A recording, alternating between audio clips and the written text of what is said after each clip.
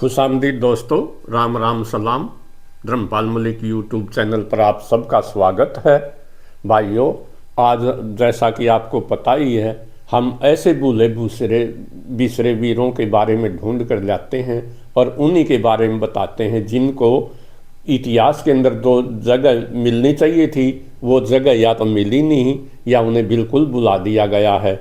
ऐसे ही आज के हमारे इस वीडियो के हीरो हैं मदन लाल धिंगड़ा। मदन लाल धिंगड़ा जो नहीं, उनका हरियाणा से भी संबंध था। क्या संबंध था आज हम आपको ये भी बताएंगे। उन्होंने लंदन के अंदर जा कर के, वो पहला रिवॉल्यूशनरी था, क्रांतिकारी था, जिसने एक अंग्रेज अफसर जो नहीं कर्जन वायली को गोली से मारा था 1909 के अंदर, और उसके एवज में उसको फांसी दे दी गई थी। वो मदन लाल धिंगड़ा कौन थे, उनकी की कैसी फैमिली थी, उनकी फैमिली ने भी उनको डिसवन कर दिया था। तो आज हम उन्हीं के बारे में बताएंगे। भाइयों, मदन लाल धिंगड़ा एक ऐसा हीरो था जिसको जो न तो कफन मिला और न कब्र मिली। वो जो बहुत बड़ा क्रांतिकारी था। उसका जन्म 18 सितंबर 1883 को अमृतसर के अंदर हुआ था। उसके पिताजी जो डॉक्टर दीतामल धिंगड़ा उस समय अमृतसर के अंदर सीएमओ थे। वो सीएमओ की पोस्ट उस समय बहुत बड़ी होती थी, और जो उनके पास राय साहब का खिताब भी था। उनका असली जिला जो सरगोदा था और गांव साहिवाल था। उसके अंदर उनकी ज़मीनें भी थी, उनकी हवेली भी थी। लेकिन सन 1850 के अंदर उनके पिता डॉक्टर दीतामल ने जो है वो अमृतसर के अंदर शिफ्ट कर लिया था। उनके 7 बेटे थे दीतामल के, और एक बेटी थी। उन्होंने अपने 7 के 7 बेटे इंग्लैंड के अंदर पढ़ाए। 3 बेटे तो जो उनके थे वो मेडिकल ऑफिसर बन गए, एमबीबीएस बन गए, और 3 बेटे जो वो बैरिस्टर एट लॉ थे, लंदन से वकील थे। और 7वें बेटे उनके जो थे मदन लाल धिंगड़ा, वो एक क्रांतिकारी बन गए। उनको भी जो लंदन में मैकेनिकल इंजीनियरिंग करने के लिए उनके बड़े भाई ने भेजा था, लेकिन वो वहाँ 1906 के अंदर गए थे। और 1901 जुलाई 1909 को उन्होंने जो कर्जन वायली की गोली मारकर हत्या कर दी, क्योंकि वो फ्रीडम फाइटर थे, इस देश को आज़ाद कराना चाहते थे, और वो अंग्रेज़ों को बिल्कुल भी पसंद नहीं करते थे। जबकि उनका परिवार जो वो अंग्रेज़वादी था। उनके पिताजी के ऐसे विचार थे, जैसे लॉर्ड मैकाले ने कहा था कि मैं ऐसे भारतीय पैदा करूंगा जो शरीर से तो भारतीय होंगे, लेकिन आत्मा और दिमाग से अंग्रेज होंगे। उनके पिताजी भी अंग्रेज़ों की बड़ी बड़ाई करते थे। वो कहते थे इन अंग्रेज़ों ने इस देश के अंदर नहरों का जाल बिछाया, सड़कों का जाल बिछाया, रेलवे लाइनों का जाल बिछाया, नहरों के ऊपर पुल बनाए, एजुकेशन लाए, और सबसे बड़ी बात यह है इस देश को एक किया उन्होंने, अंग्रेज़ों ने। तो वो अंग्रेज़वादी थे, लेकिन मदन लाल धिंगड़ा इस बात को बिल्कुल भी पसंद नहीं करते थे। वो ये चाहते थे हमारे ऊपर दूसरे लोग जो वो राज क्यों करें, इस बात की उन्हें चिढ़ थी। तो मदन लाल धिंगड़ा जो है हम उनकी एजुकेशन के बारे में बताएंगे। वो जो उन्होंने इंटरमीडिएट कॉलेज अमृतसर से 1900 के अंदर स्कूल की शिक्षा पूरी कर ली। फिर वो लाहौर के अंदर जो यूनिवर्सिटी कॉलेज में पढ़ने के लिए चले गए। वहाँ उन्होंने बीएससी के अंदर एडमिशन ले लिया। उनका बीएससी का तीसरा चौथा साल था 1904 के अंदर। उस समय ब्लेजर पहनते थे, ज़रूरी था कॉलेज के स्टूडेंट के लिए, और प्रिंसिपल ने यह ज़रूरी कर दिया कि जो ब्लेजर कोट होगा वो इंग्लैंड से आयात किए हुए कपड़े का होगा। लेकिन उस समय स्वदेशी आंदोलन चल रहा था। मदन लाल धिंगड़ा ने इसका न केवल कोट पहनने से इनकार कर दिया, बल्कि इस बात का विरोध भी किया और इसका जुलूस भी निकाला। फलस्वरूप उसको जो कॉलेज से निष्कासित कर दिया गया, निकाल दिया गया। उनके पिताजी ने कहा कि आप लिखित में माफ़ी मांग लें, मैं मैनेजमेंट से कहकर आपका दोबारा एडमिशन करवा दूंगा। लेकिन मदन लाल धिंगड़ा ने जो है वो इस बात से बिल्कुल इनकार कर दिया।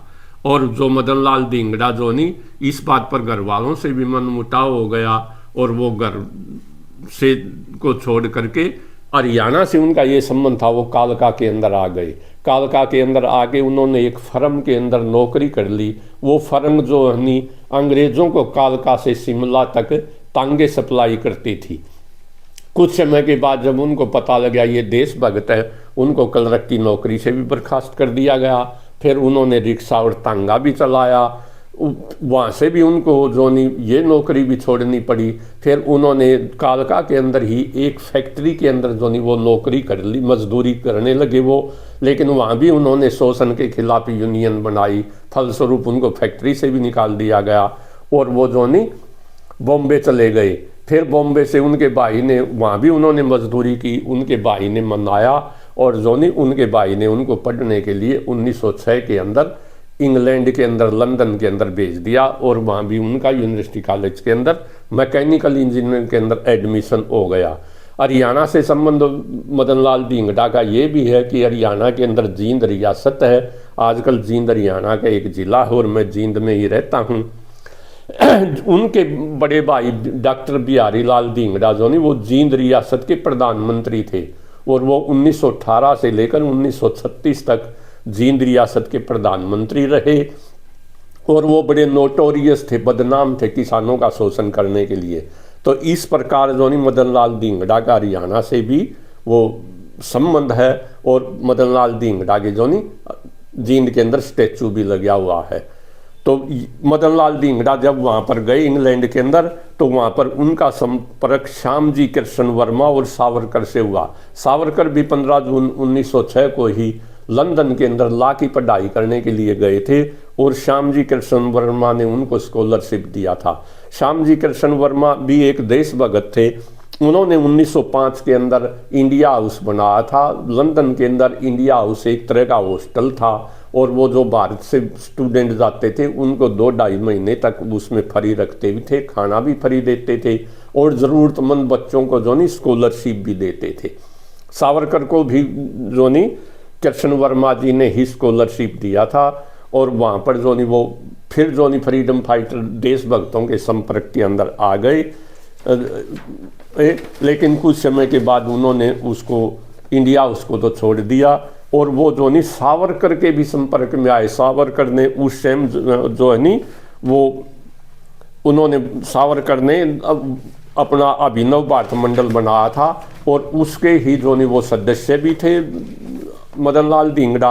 ये भी कहा जाता है मदन लाल धिंगड़ा ने जिस पिस्टल से करजन वायली को मारा वो जो है नहीं वो भी वीर सावरकर जी ने दिया था। ये सावरकर के ऊपर जो है नहीं अरुण शौरी ने जो एक बहुत बड़े पत्रकार थे और बहुत अच्छे राइटर हैं 2025 के अंदर किताब लिखी है the new icon Savarkar and his facts. इसके अंदर पेज नंबर 120 के ऊपर the statement that he said to have written himself, ये उसने तो ये कहा था मैंने लिखी है, लेकिन ये लिखते हैं कि जो उसने एक भाषण दिया था अपने जब उनको कोर्ट के अंदर मदन लाल धिंगड़ा ने, और ये कहा जाता है कि वो भाषण जो नहीं वो भी वीर सावरकर ने लिखा था। उस भाषण के आखिरी शब्द थे धन और बुद्धि से कमजोर भारत माता के इस बेटे के पास अपनी मातृभूमि को देने के लिए लव के सिवा कुछ भी नहीं है। ऐसा मदन लाल धिंगड़ा ने अपने भाषण में कहा था, जबकि वो एक बहुत ही ज़्यादा रिच फैमिली से थे। उनके पिताजी के पास जोनी उस समय अमृतसर के अंदर जोनी शेर सिंह कटड़ा इलाके के अंदर 21 हवेलियाँ थी। उनके 6 बंगले जीटी रोड पर थे और वो अकेले ही ऐसे भारतीय थे अमृतसर के अंदर जिनके पास कार थी और 6 बुगियाँ थी। तो वो अपने 6 के 6 बेटे उन्होंने इंग्लैंड के अंदर पढ़ाए, अफसर बनाए। तो मदन लाल उनके पिता जो नहीं वो बहुत ज़्यादा रिच थे, लेकिन फिर भी मदन लाल धिंगड़ा कहते हैं धन और बुद्धि से कमज़ोर भारत माता के इस बेटे के पास अपनी मातृभूमि के लिए लव देने के सिवा कुछ भी नहीं है। उनकी इस स्पीच को जो नहीं चर्चिल ने भी बहुत बड़ी प्रशंसा की थी और चर्चिल ने लिखा एक जगह the finest ever made in the name of patriotism, देशभक्ति के नाम पर इससे बढ़िया बयान आज तक कभी किसी ने नहीं दिया, ऐसा चर्चिल लिखते हैं। अब मैं आपको ये बताता हूँ ये विलियम कर्जन कौन था। विलियम कर्जन 1866 के अंदर भारत आया था और भारत की फौज में भर्ती हुआ था। 1879 के अंदर जो नहीं वो इंडियन पॉलिटिकल डिपार्टमेंट में नौकरी करने लग गया, यानी पुलिस में।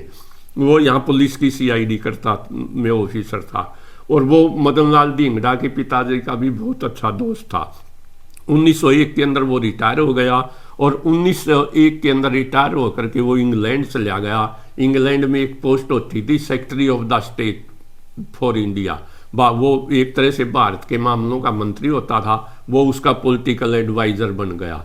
इसके अतिरिक्त तो वो वहाँ भी इंग्लैंड में भी सीआईडी का काम करने लगा और वो उन बच्चों की सीआईडी करता था जो इंडिया हाउस के अंदर मीटिंगें करते थे भारत को आज़ाद कराने के लिए। यही जोनी मदन लाल धिंगड़ा को उससे चिढ़ थी, वो मदन लाल धिंगड़ा को भी जानता था, इसलिए मदन लाल धिंगड़ा ने जोनी उसका कत्ल करने का, उसका मर्डर करने का प्लान बनाया।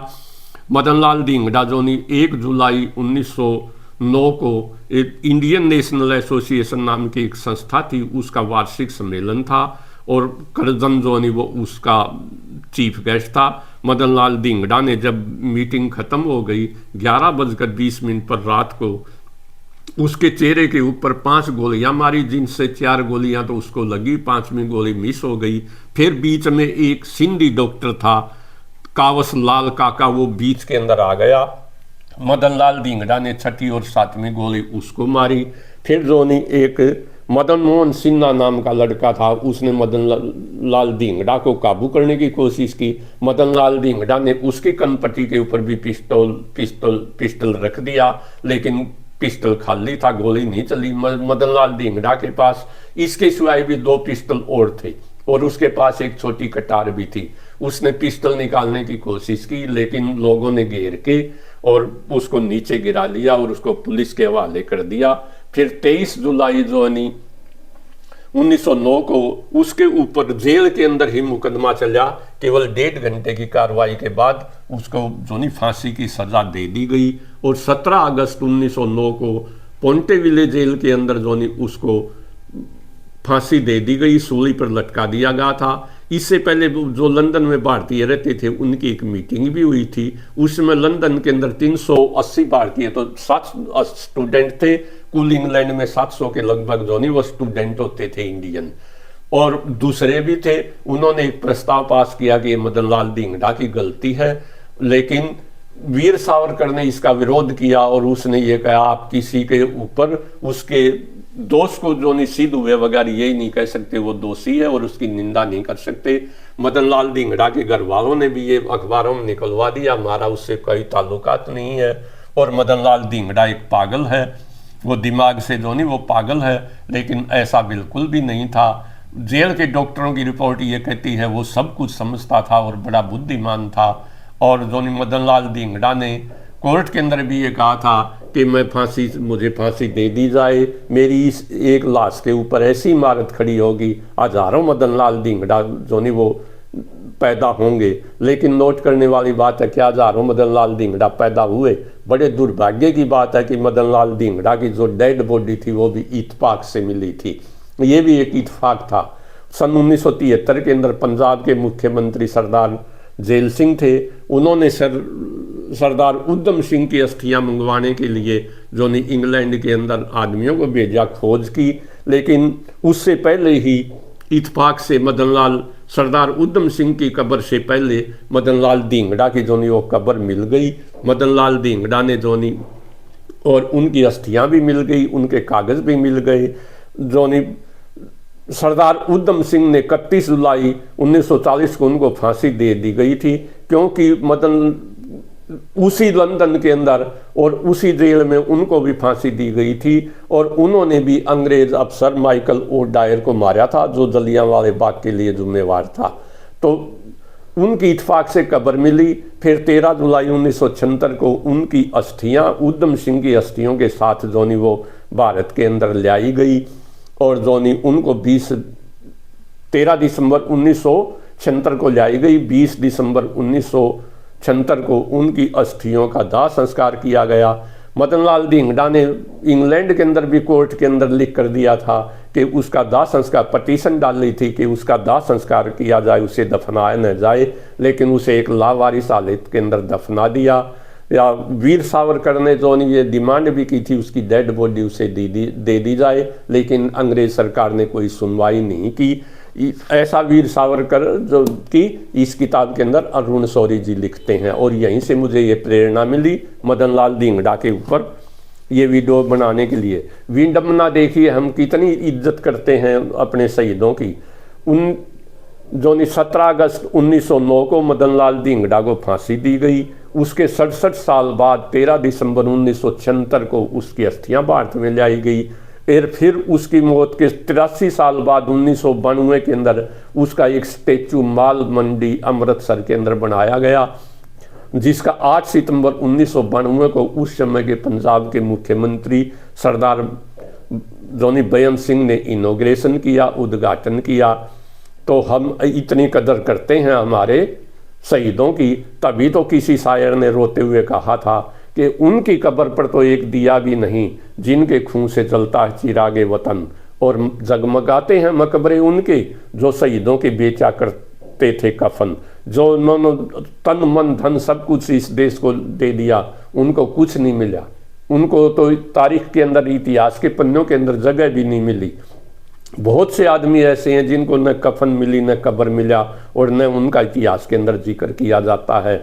लेकिन जो अंग्रेजों के पिट्ठू थे, राय साहब थे, राय बहादुर थे, सर थे, जिनके पास एजुकेशन थी, राजे महाराजे थे, अंग्रेज ट्रांसफर पावर के नाम पर उन्हीं को गद्दी के ऊपर बिठा कर चले गए।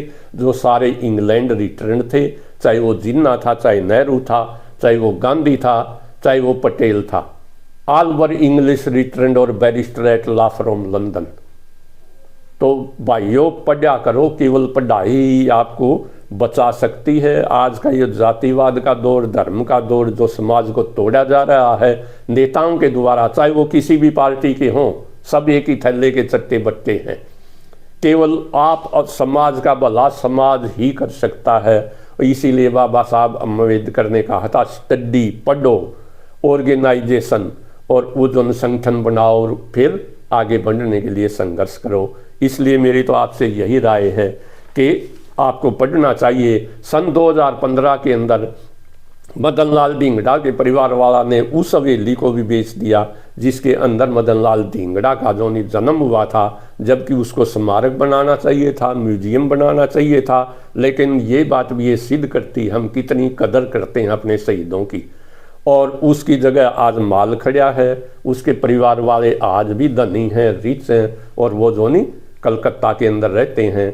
तो ये थी भाइयों मोटी मोटी बातें मदन लाल धिंगड़ा के बारे में। अगर आपको पसंद आए तो इस वीडियो को शेयर करना, चैनल को सब्सक्राइब करना, और भाइयों पढ़ने की आदत ज़रूर डालो, पढ़ो। Thank you very much.